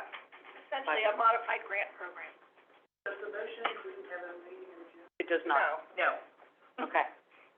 We'll get to it. Okay. We'll get, okay, all right. All right, next, Talk Fortunians have long meetings, and I pride myself in being prompt. You all are not helping my record here. Yeah. When I ran county commission meetings, they were like this. All right, We're gonna blame it on Rico. No, there we go. Okay, item number C, universal trash and universal recycling rules. So we do have a comment card referencing this one. So Dean, would you please come forward? You got the pleasure of the floor for 3 minutes. Thank you. So, Dean Ferrier with Rumpke Waste and Recycling. I've been here in the back of the room for the last 10 years, seeing these meetings. I don't think I've ever stood before. Well, very Long good. one. That's great. At my meeting it happens. Okay, so here we go. I love pause meetings, by the way. So just some comments from Rumpke. Just thanks for the opportunity. We're commenting on the universal waste and the universal recycling rule items that are on the agenda for attachment D. We are not opposed to these. I'm a big fan of pairing recycling with trash. It works. Look at the studies, look at the data, look at the tons of participation. It works. So, just a few questions on implementation, enforcement. We hope the committee will address before approving these. I'm the logistics guy. This is the world I live in. So, I'm the municipality public sector rep for Rumpke. I manage about 75 contracts, Southeast Indiana, Southwest Ohio, Northern Kentucky.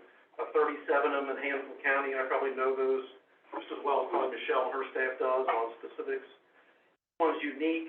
There are many are designated to meet the budgetary needs of the community while still providing the residents with an essential service. So regarding the universal waste rule, will this rule allow for any exemptions? Several municipalities that we have contracts with when we service, there are contract-specific exemptions, exceptions of trash. For example, Matt might know in Corrigan Township and Springfield Township, residents can be exempted from weekly trash service if they have documentation from their employer to take that to work. There's a CAUV farm exemption in Corrigan Township and Springfield Township. They have a working farm. Other items could be vacancies, long-term vacancies of a property, things like that. Just also questions, who will be required to communicate and enforce the new rule?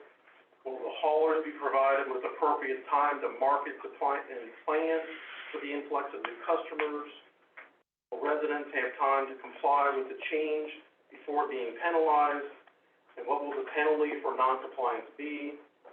On the recycling side, universal recycling, again, I'm a huge fan. It does work. Just similar questions about communication, implementation, enforcement. How will this change be communicated? How will it be enforced? What will the county do if a hauler doesn't acknowledge or attempt to comply with the new rule? If you pass the rule, does the county have any enforcement authority? And if yes, what department, who will be enforcing this? This is kind of back to the City of Cincinnati commercial franchise license. We always want to be in compliance. So just other haulers are in the area, we're always in compliance. So making sure it's just everybody's doing the same thing. So universal recycling, again, is permanent, residential, multifamily, and commercial customers. And would this apply for temporary service, construction, remodeling services? Does this include that also? Will municipalities that offer trash service and currently not offer recycling, and they only offer subscription recycling, will they be required to offer the service? Again, back to the budgetary items. As the rule reads, there is an exemption for space constraints, but who will determine if the residence or business has the appropriate amount of space to have those services? Is it the customer, is it the hauler, is it the county? Can you summarize your 3 minutes? Can you summarize? Sorry. That lovely noise was the beeper. We need to get a more strong beeper. Couple other items, we're familiar with every other week recycling. Is this weekly recycling? Is this every other week recycling? Is this monthly recycling? So, again, we're not opposed to any of the rules, the recycling, especially in the trash, they work. Again, just overlapping enforcement rules, current current ordinances in certain cities and certain townships, overlapping and all that, so. Thank you. Thank you. Any questions for me? Thanks a lot. Thank you. You wanna be on the committee to help finalize the plan? That is my invitation. So Michelle, is Bob going to lead this conversation? Yes. Okay, all right, Bob? So, given our time allotment, given their shortness, so I'll be quick. Very good. I have brought the universal trash collection and universal recycling collection concepts to this committee several times, but in general language. So this is the first time I'm bringing it in very specific language. And my thought process is to bring it in the form of a rule. This is draft language. I'd like to bring the concept of a rule for the committee. This is being presented as draft language that I will refine with comments today and bring forward at the next policy committee as with the thought of asking for a vote. So this is not asking for a vote today. I am asking for the comments of the committee as to a litmus test, if you will, as to how far we can go here. I really appreciate Rumpke's comments because I have implemented these two rules in 2 other cities, and I've always used the haulers in the committee to develop the ordinance and the implementation rules. So you're enlisted. But here's my line of thought. The universal trash collection, there is approximately, by my guesstimate, without science, approximately 1% to 2% of the residential subscription haulers. I'm focused on residential, not commercial or industrial. The residential contract and basically subscription and non-subscription areas of the county, that 1% of the residents who do not choose, they choose not to subscribe to trash hauling, and they shop their trash around the county. They will put it in business dumpsters, they will put it into their neighbors' carts, they will dump it into a ditch. I got just a few photos that I can just share with you. I took these photos this morning just for this conversation. I can get tons of photos, and I'm sure Rumpke can give you tons of photos of just trash dumped everywhere. And this represents 1%, approximately 1% of the residents in this county. So this universal trash collection ordinance affects a very, very few number of our residents. 99% of our residents are either covered by a township contract or a municipal contract, or they voluntarily contract with a waste hauler, and they do the right thing. So what we need to do, the city of Cincinnati just had a hackathon litter contest, and there were tremendous amount of photographs on PowerPoints of litter and illegal dumping all through the county. And it just highlighted that the issue before us, and part of the source of that litter is residents that are not contracting for trash. Haulers, whether it be Rumpke or Waste Management or Republic or whoever the hauler may be, would support this trash collection. Now, there is the question of enforcement, there's the question of, how does this get implemented? And I do have an answer to that. But haulers would support this because they are constantly bombarded with the question, my neighbor does not contract for trash and they're dumping it into my can. What can you do about it? And they can't do anything. They're they get those questions. The township trustees get those questions, and the municipalities get those questions. But there isn't anything on the books that support it, that support any action against these residents that shop their trash around town. So that's the first one. The second one is universal recycling collection that simply pairs recycling to the trash. And and Michelle with her numbers can probably answer this question. but there's a certain percentage of residents that already have recycling paired to their trash. There's another percentage that do not. And my guesstimate is that's probably 30%. But I do not know that number offhand. And so there's a significant number of trash customers out there throughout the county. There's large areas, large township areas that do not have recycling. And there's pockets, small pockets, where there isn't recycling paired with trash. And this moves the notch up. This moves our residential, single-family residential up a notch with access. This ordinance does not require people to recycle. It's not a mandatory recycling ordinance. It's an access to recycling. So what it does is it asks the haulers to provide a recycling service to single-family households. Now, this ordinance can be written two different directions, and that's where I need the guidance of the policy committee. This can affect multifamily and single-family, or just single-family. And when you add in multifamily, that's a significant issue with our district plan. We do not have adequate recycling service in the multifamily.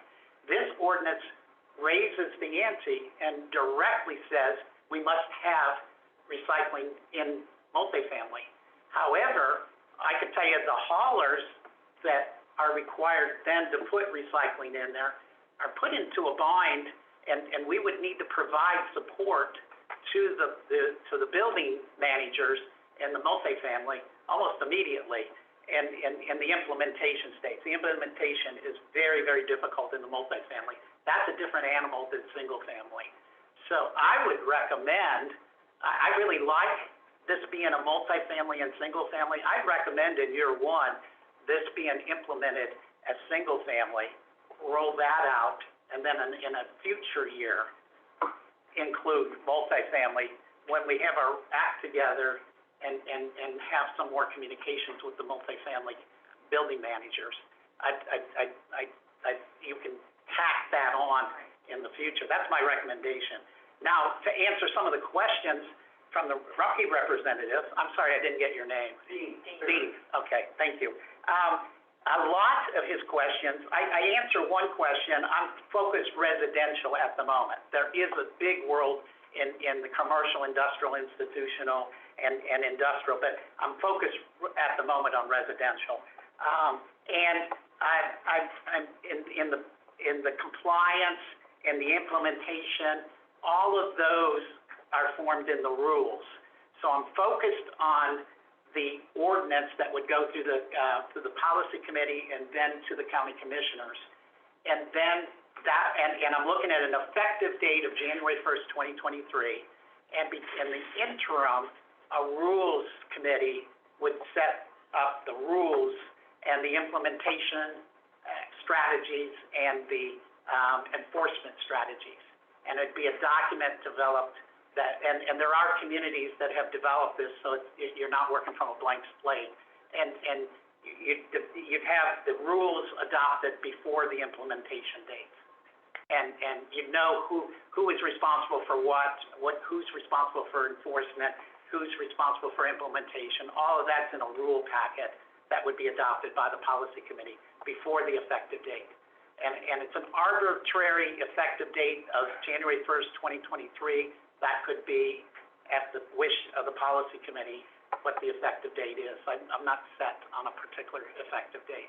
I am interested in this being adopted within the plan and adopted as a rule of the policy committee. I'm seeking feedback, support, non-support, opposition, any thoughts, and then I would bring back a revised set, a revised ordinance. This is real simplified language that needs to be developed a little bit more, and I'll bring that back to the committee for a vote at a future policy committee meeting. I'll shut up and listen. So first, go ahead. Me? Okay. I support this idea wholeheartedly, and I think that in terms of priorities in thinking of the new plan, I would see this as a top priority, that we figure out a way to get this implemented. I support a two-stage process, though, for residential and multifamily. I think the multifamily is more complicated than even one more year. I mean, I think it's a much more complicated situation. I don't think the residential is that complicated. And so I think that would be a plan to move forward on. And I don't know, Michelle would know when the implementation of anything in this new plan could be set. I mean, 2024 is the. yeah, I think 2023 is probably too ambitious, you know, to say this is when it's gonna happen. Getting the rule done by then might be the right thing. Anyway, but I do support the general movement on this. Can the solid waste district impose those kind of rules on a township or a city or a village or? I don't know. I'll have to look into it, but It's a off good the top question. of my head, I would not think so. But let me look into it. And little concern I would have with this, I'm not concerned with the concept, but particularly as we've got to go through and get a plan approved. It's got to go to all their individual political subdivisions, on it, and I have no feelings to how they would feel about that being imposed on them. They feel that is their purview to make that decision, how they want to do it or not do it or whatever. I'd like to see more data, Bob, on the benefits of the universal trash collection in terms of really reducing the open dumping that's out there. Yeah, I agree with you, there are citizens who are just doing it, but just like the photograph you showed, there was a demolition waste house. It was probably a contractor that does a lot that looked to me like would fit in a pickup truck, but those people are not, that's not gonna impact them at all. They're gonna continue to do it. The universal trash collection, not gonna, I know you said your focus is on the residential and multifamily. That's not, they ignore it now, they're gonna ignore it anyway. I would think that I'm not sure how big the problem is of residents who are basically using their neighbor's service.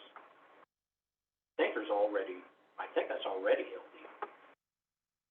I know it's illegal for me to go out and dumpster out here for my trash. It's theft of services, it's a business dumpster, but it's not theft of services, it's a residential cart. I'd like to see that. That seems like that is a theft. If I were Rumpke, I would have that written in the contract that trash here can only be trash from this individual. I think it is, isn't it? I'm pretty sure it is. Yeah, I would be doing that already. So I can't believe that there isn't a law. I think that it is a theft of service. It's a theft of service. Unenforceable theft of service. Yeah, it's unenforceable. Why is it unenforceable? An individual would have to sue their neighbor. The health district, for example, manages waste complaints, but it's not my business if the next door neighbor's throwing garbage away. It's a civil matter to It's a them. civil matter. Right, and in the city, when it happens, when people are using like the corner can, then they take the corner can away, and then residents complain about all the litter, and then we put the corner can back, and then they use the corner can, or I get reports all the time of my neighbor Rumpke didn't pick up my recycling, there's garbage in it. Well, that's not my garbage, you know, and so it was the neighbors who now they can't get recycle service because their neighbor put garbage in. And so I hear this all the time. But there's no way to enforce it, you know, it's, yeah.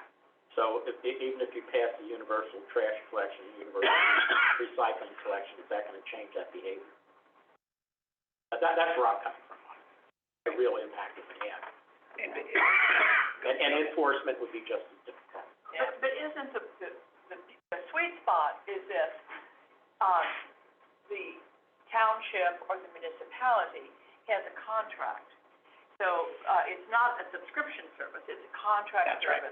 That's right. And that access is provided everybody. They get a can to put their trash in. They get a container to put their recycling in. That's, That's, there's no doubt in that. that's the sweet spot. It has to be a contract. And other places in what's been discussed, there's been idea that, you know, the district would help, townships and municipalities with contract language that would set up this schema. And so you wouldn't have, it wouldn't any longer be up to the individual person to decide to subscribe or not. They would have a can. They would have a bin. And there are townships that oppose contractual service. I think there's at least 3 townships. It's always a big controversy. Yeah, and in the reports that I get, they know who did it. And so I could just look up the address, hey, do you all have service? And if they don't, then they can get a ticket. And that's how it would, that's the only way I see it being enforced, on a reported basis. What this ordinance does is it gives the sheriff and the police the enforcement powers if there's a dispute between residents. A resident can involve a police power of some sort. Well, there's another whole question. Does that fall on the sheriff, or does that fall on Greg and the other local health departments? I think we'd have to look up the legality on that, but I see it as a police power. To kind of not drag this out, I'd just like to see more details on it. Yeah. What are the real benefits versus what the cost is? So I don't have subscription recycling, but I go to a drop-off center. Yeah. That's my preference. Yeah. Just because it's actually And you're, more convenient. and you're one of those that are doing the right thing and not illegally dumping. There's a lot of I illegal haven't put dumping. any garbage on your lawn. All right, So, one final question, so would there be a carve-out for people to opt out on this? Because, for example, one thing, and we just renegotiated our contract with Rumpke, and, Yes. Okay, so if you're a snowbird and go to Florida for 6 months? yes. Yeah. I failed to answer some of Dean's questions. In the development of the rules, there would be built-in exemptions. Obviously, there's weekly and bi-weekly trash, you gotta accommodate that. There's the vacancies, you gotta accommodate for that. You've got the snowbirds, you gotta accommodate for that. All those accommodations would be in the rules. And you also do not interrupt contracts. The rules would be implemented at the renewal dates of contracts or the re-signing of contracts. You never interrupt a contract. So it's not imposed. I mentioned an effective date, whatever that effective date is, that's effective, and any renewal date of a contract after that. Okay, and then would you be talking about enforcement? So Colerain Township PD enforce it, or is it kind of an unfunded mandate, is that? I think we gotta find out, and I have to research about enforcement powers. Okay. I have to research that. So I think, based upon my experience with other trustees from other communities, and Commissioner Driehaus aside, that for the commissioners to tell us to do something, to order us, I would think you would get an earful, am I right? Well, I was gonna ask a question, why haven't we done this before? And my suspicion is that there's been pushback, Right, from the local jurisdiction. in the OTA and, Yeah. I could see and understand the pushback, but I think on the universal trash, we're dealing with about 1% approximately 1% of the residents throughout the county. And yet they're creating such a public nuisance on the other 99%. And I can document the benefits on that. And it is a significant cost to the public to pick up this trash. oh, absolutely, but I think there's a large amount that comes from outside the county and or state. That's very true too. That's very true. So it wouldn't entirely solve the littering problem. It's a significant portion of it. So I'd be interested in, when you come back, to know which jurisdictions this impacts. Yeah, I can document that. Okay. But I feel like we've got a little more to flush out, yes? Yeah, just super quick, I definitely think this committee doesn't have ordinance powers, so I would just ask the prosecutor to let us know the legality of what we can pass. We don't have the ordinance power. Okay, We don't, I can tell you that now. so I guess if this committee wanted to pursue it, what means do we have? Like, is this something we recommend to the county commissioners and then they can potentially Right. adopt? The easiest way, yes. And then the second, For whom, I'd like not us. For you. And then the second piece, back to the question of, this would be part of the plan, and we have to have, I think, 60% of the communities ratify the plan. That's right. So before we put a ton of staff time into it, is there a way we could survey the communities up front? Is this a deal breaker? Are you going to not vote to ratify our plan? This might be something we'd want to do up front. Yeah, I've talked to 3 townships, and they seem real supportive, but they're not the townships that resist zoning and restrictions from above, so I need to talk to other townships. Yeah. So, again, I feel like we need to flesh, I think we're all supportive of the idea. It's, can we get more information about who the jurisdictions are, because I don't know if it's all townships, what their thoughts might be, and other things that you've heard, so. I need to do a little more research. A little more research, all right, very good, thank you for bringing it up. All right, we are moving forward, we are way, way behind, we're losing people like crazy here, so. I said I'd be brief. And you were not. All right, so we didn't hold you to that. So Hamilton County Solid Waste Plan update, Michelle? So, there's a lot to discuss with the plan update, so it would be my recommendation that, the committee holds a special meeting in June to discuss. Here we are, we're back at that again. All right, so we're gonna put that on hold for a moment until we get to that point. All right, informational items, environmental enforcement program. So that's in attachment F, there's only a few months that show it, so if anyone has any questions, happy to answer them. All right, thank you. And our enforcement activities really back up that previous discussion. All right, we're gonna go to, 7B. This is just a notice that we're gonna have a compost bin sale next month, first Saturday in June, so we're trying to get the numbers up. We've had a great turnout to our compost seminars, but not too many pre-order sales, so. What date is that? It's June 4th. And that needs to be reserved on the You don't have to, you can show up the day of and Okay. purchase, but it's better if you reserve it, because then they know more how to bring it. Yes, there will be some available to purchase. All right, very good. 7C. And I will just leave that as is, certainly if anyone has any questions on the other performance for the first quarter, let me know. Very good, thank you. This is a policy committee member's comment. I'm glaring at you, oh my gosh.